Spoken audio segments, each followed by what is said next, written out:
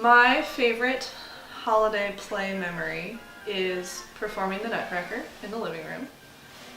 This is something that I would have done throughout the year if I were allowed to do it throughout the year, but not everyone is as passionate about Christmas-themed ballet as I am. So I was only allowed to perform to the Nutcracker sometimes around the Christmas tree. But that just made it all that more authentic, so it was extra fun. And sometimes I could even get my little brother to participate, and he would begrudgingly put on some tights, because that was the only way he was allowed to participate. I was like, no, you can't dance with me unless you're gonna do it right. And there were a couple times where I would make him a little soldier boy hat out of paper, and he would have to walk across the room with his legs acting like he was marching, so that he could be a part of my little fantasy world. He was spinning in circles while I was trying to look like, the graceful sugar plum fairy.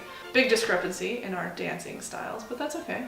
We would put our tights on, and I'd put my little tutu on, and then we would tie ribbons around our feet so that we looked more like real ballet dancers, and then just go to town.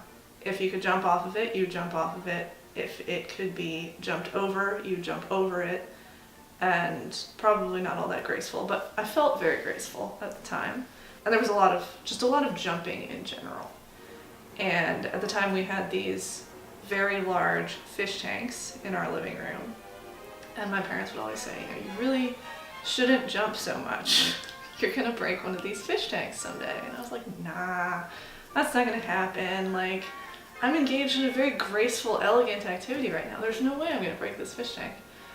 And I had always imagined fish tank breaks, it's boom, water everywhere. But when it happened, that's not how it happened. It happened kind of in the middle of the night. My dad woke up and there's water dripping, goes out in the living room, and there's only a couple of inches of water left in the fish tank.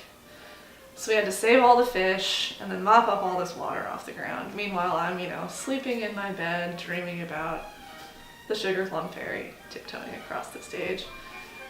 I had to tone it down a lot after that. It was less jumping allowed, and had to become more refined in my ballet dancing, which is fine. Still got to make costumes for my brother, and he would still help me out, but yeah, a lot less jumping, but still a lot of fun. Okay. Did all the fish make it? I think so. I don't really know though.